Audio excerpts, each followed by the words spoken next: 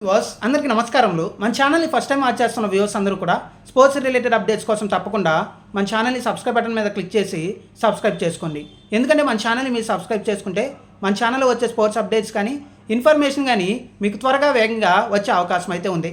చెన్నై చిదంబరం వేదికగా జరిగిన IPL 2025 match number 8లో 18 సంవత్సరాల తర్వాత చెన్నై గడ్డపై రాయల్ ఛాలెంజర్స్ బెంగళూరు 50 పరుగుల తేడాతో ఘన విజయం సాధించింది. ఈ విజయంతో రాయల్ ఛాలెంజర్స్ బెంగళూరు మొదటి స్థానాన్ని పదిలం చేసుకుంది. ఇక రాయల్ ఛాలెంజర్స్ బెంగళూరు నిర్దేశించిన 196 పరుగులు చేస్ చేయలేక చెన్నై సూపర్ కింగ్స్ 146 పరుగులకే కంప్లీట్గా ఓడిపోవడం జరిగింది 50 పరుగులతో.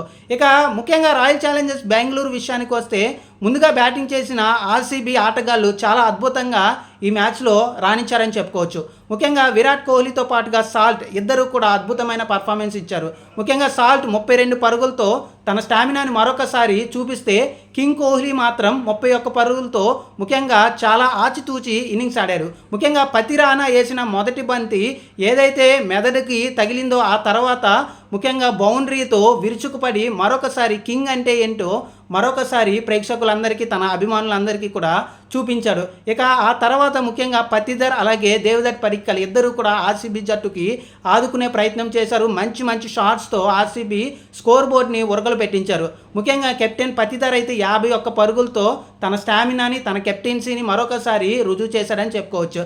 ఇక చివరిలో వచ్చిన టిమ్ డేవిడ్ 22 పరుగులతో తన పదునైన ఇన్నింగ్స్తో RCB జట్టు 196 పరుగులు చేయడంలో కీలక పాత్ర పోషించాడు. ఇక ముఖ్యంగా చెన్నై సూపర్ కింగ్స్ బౌలర్స్లో ముఖ్యంగా పతిరానా 2 వికెట్లు, అలాగే నూర్ అహ్మద్ 3 వికెట్లు, అశ్విన్ 1 వికెట్తో పాటుగా ఖలీల్ అహ్మద్ 1 వికెట్ తీసి RCB జట్టుని చివరిలో కొంచెం పూర్తిగా కూడా కట్టడి చేసే ప్రయత్నం అయితే చేశారు. ఓవరాల్గా RCB జట్టు 196 పరుగులు చేసింది. చెన్నై సూపర్ కింగ్స్ ముందు 197 పరుగుల లక్ష్యాన్ని అయితే విధించింది. ముఖ్యంగా చెన్నై చపాక్ పిచ్లో ఇది భారీ స్కోర్ అని మనం చెప్పుకోవచ్చు. ఈ స్కోర్ని టార్గెట్ని చేజ్ చేయడంలో ముందు నుంచి కూడా చెన్నై సూపర్ కింగ్స్ తడబడిందని చెప్పుకోవచ్చు. ముఖ్యంగా RCB బౌలర్స్ అయితే పదునైన బౌలింగ్ చేశారని చెప్పుకోవచ్చు. ముఖ్యంగా రచిన్ రవీంద్ర ఈ మ్యాచ్లో కూడా 41 పరుగులు చేసి మరొకసారి అద్భుతమైన ఇన్నింగ్స్ని ఓపెన్ చేయడం అయితే జరిగింది.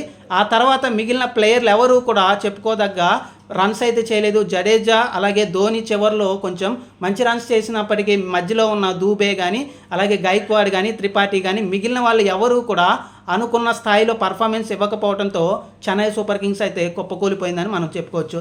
ఇక చివరిలో ధోని ఆడిన షాట్స్ అయితే మ్యాచ్కే హైలైట్. ముఖ్యంగా ధోని 16 బంతుల్లోనే 30 పరుగులు చేసి 187 పరుగుల ముఖ్యంగా 187 స్ట్రైక్ రేట్తో 30 పరుగులు చేసి ధనాధన్ ధోని అంటే 43 సంవత్సరాల్లో కూడా తన పవర్ ఏంటో తన అభిమానులకు మరొకసారి రుచి చూపించాడు తన 4లు 6లతో. కాబట్టి ఓవరాల్గా చెన్నై సూపర్ కింగ్స్ మ్యాచ్ ఓడిపోయినప్పటికీ కూడా ధనాధన్ ధోని ఇన్నింగ్స్ చూసినప్పుడు కంప్లీట్గా చెన్నై సూపర్ కింగ్స్ ఫ్యాన్స్లో అయితే చపాక్లో జోష్ వచ్చిందని మనం చెప్పుకోవచ్చు.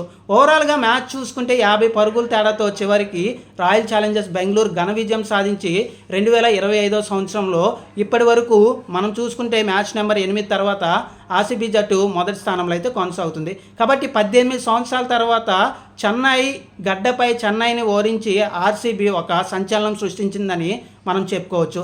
ఇది ఓవరాల్గా IPL 2025 match number 8 Chennai super Kings versus RCB match. Thank you అండి.